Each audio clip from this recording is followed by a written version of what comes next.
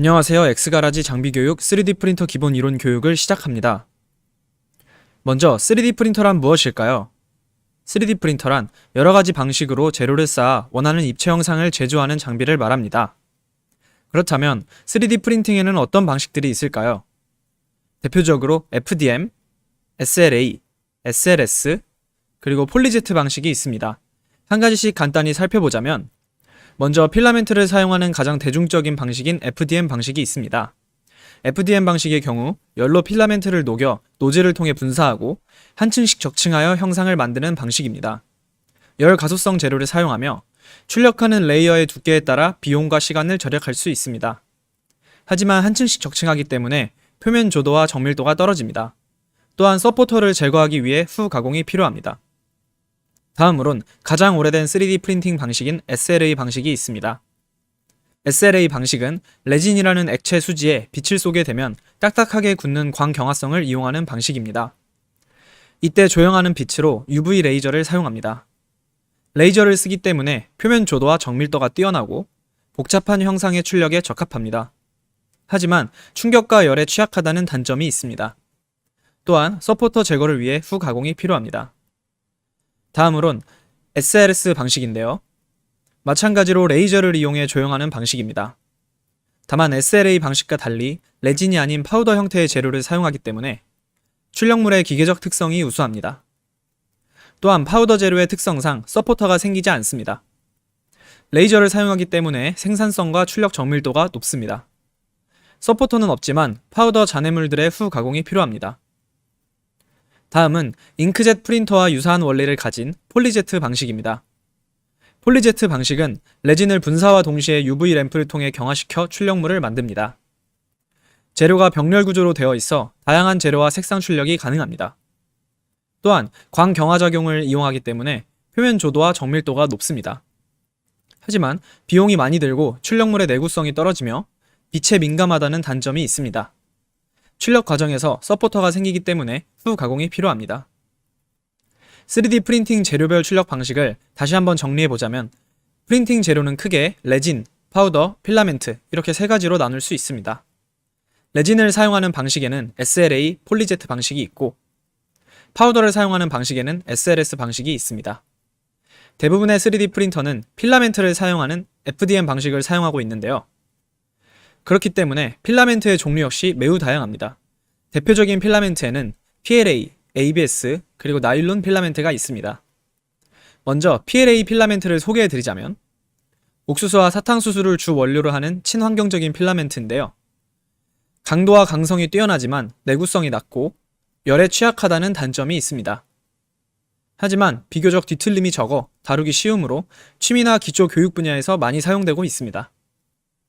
다음으론 ABS 필라멘트가 있습니다. 플라스틱 수지인 ABS는 강도와 강성이 양호하고 PLA에 비해 내구성 및 내열성이 뛰어나며 비용이 적게 들기 때문에 시제품이나 부품 등 실용적인 분야에 적합합니다. 하지만 PLA보다 수축이 심해 다루기 어렵다는 단점이 있습니다. 다음으로 나일론 필라멘트의 경우 유연하며 내구성이 좋다는 특징이 있습니다. 그렇기 때문에 충격에 잘 견디고 내 화학성 또한 높아 더 많은 산업 응용 분야의 적용 가능성을 열어줍니다. 하지만 나일론은 공기로부터 수분을 잘 흡수하고 강도와 강성이 낮다는 단점이 있습니다. 이를 보완한다면 나일론은 많은 산업 응용 분야에 적용이 가능해집니다. 실제로 나일론의 단점을 보완한 필드 나일론이라는 필라멘트가 있습니다. 이 필라멘트는 나일론의 카본 가루나 유리 섬유를 혼합하여 나일론의 단점인 강도와 강성을 보완한 필라멘트인데요. 대표적으로 카본 가루가 혼합된 마크포지드사의 오닉스라는 필라멘트가 있습니다. 이 오닉스 필라멘트는 ABS보다 20% 더 강하고 내구성이 뛰어나 플라스틱의 한계를 넘은 다양한 부품에 활용이 가능합니다. 또한 오닉스 필라멘트는 X가라지에 있는 3D 프린터들이 주로 사용하고 있는 필라멘트입니다.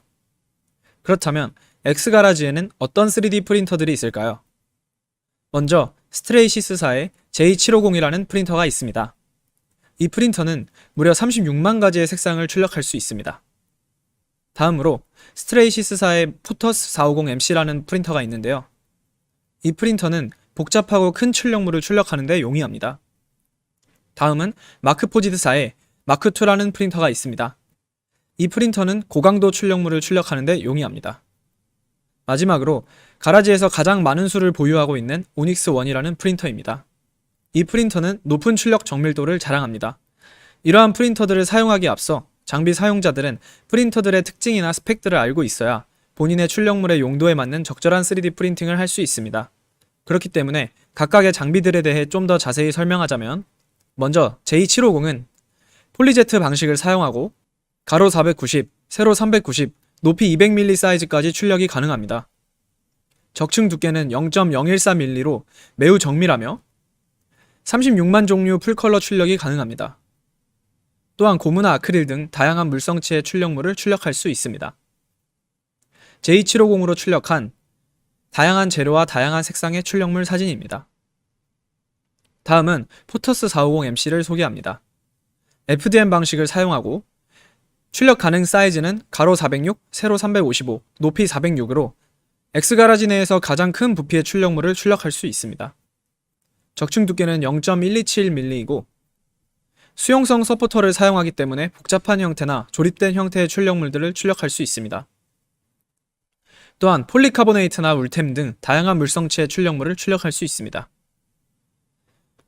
사진의 왼쪽은 수용성 서포터를 제거하기 전 모습이고 오른쪽은 서포터를 제거한 후 출력물의 모습입니다.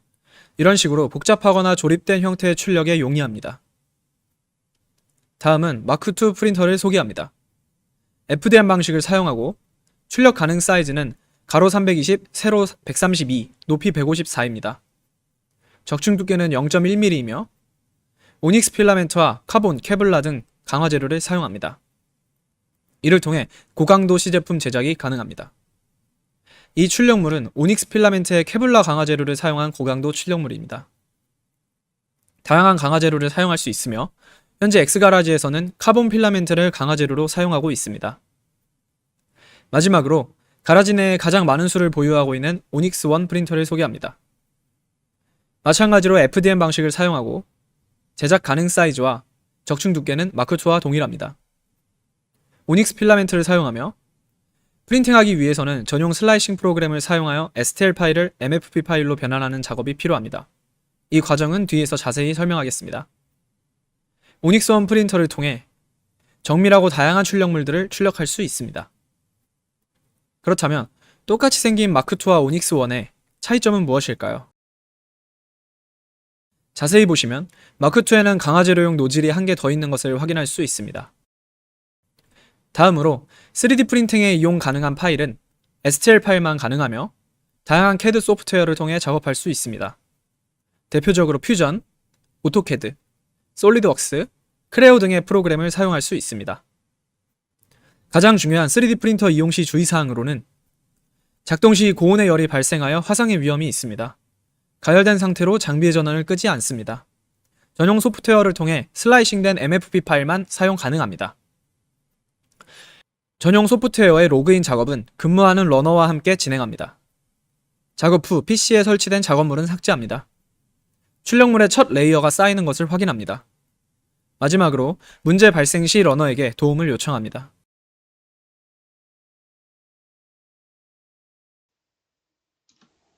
네, 안녕하세요. 고려대학교 클린슨 창업지원단 엑스그레지의 유지환입니다. 자, 벤브렛 장비 이론 교육에 이어서 장비 실습 교육을 진행하도록 할게요. 자, 벤브렛 작업실 PC에 오시면 다음과 같이 벤브렛 스튜디오 아이콘이 있습니다. 자, 그를 클릭을 해보겠습니다.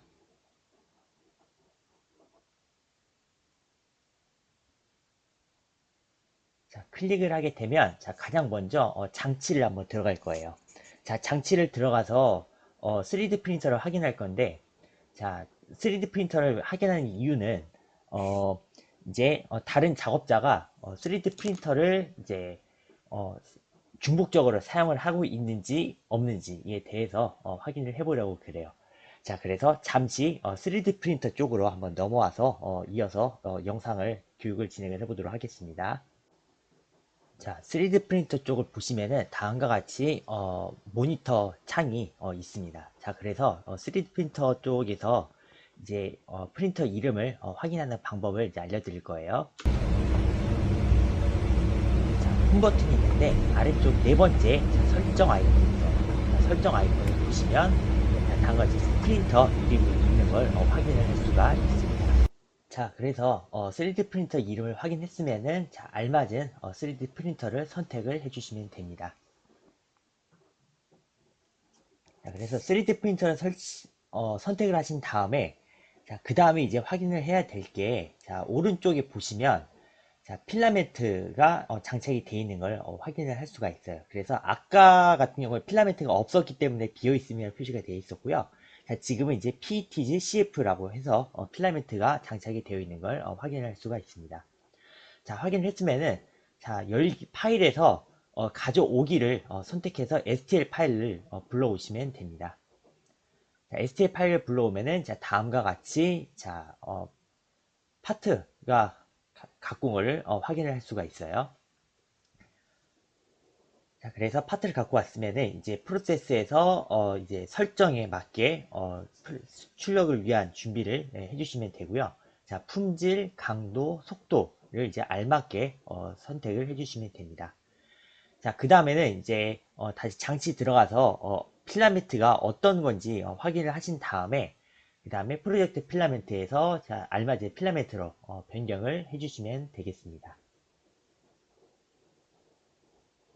자, 그 다음에 이제 미리 보기로 들어간 다음에 자, 내가 이제 필라멘트 이제 3D 프린터 출력을 이제 소요 시간이 얼마나 걸리는지에 대해서 확인을 하시면 됩니다.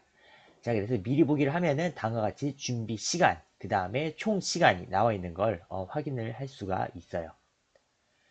자, 확인을 다 하셨으면은 자, 그 상태에서 바로 이제 플레이트 출력하기를 클릭을 해주시면 됩니다. 자, 그래서 지금 적정한 3D 프린터 이름 확인해 주시면 되고요. 나는 필라멘트가 들어가 있는지 확인을 해 주신 다음에 자, 보내기를 클릭을 해 주시면 자, PC에서 바로 3D 프린터 쪽으로 작업이 보내지는 걸 확인을 할 수가 있습니다. 자, 그래서 작업이 보내지면은 이제 3D 프린터 쪽에 이제 소리가 나면서 이제 출력이 시작이 됩니다.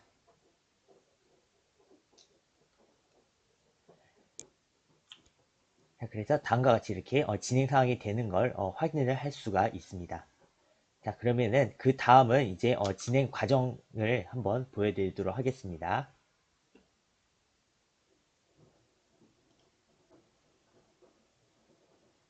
자, 지금 현재 아까 3D 프린터 진행한 상황을 이제 결과물로 나타난 것을 확인을 하실 수가 있습니다. 자, 그래서 저희 그 벤브랩 작업장 오시면은 이제 교육을 다 들으시면은 이제 영상에 맞게 3D 프린터를 이제 진행을 해주시면 되겠습니다. 자, 이상으로 벤브랩 장비 교육을 마치도록 하겠습니다. 자, 수고 많으셨습니다.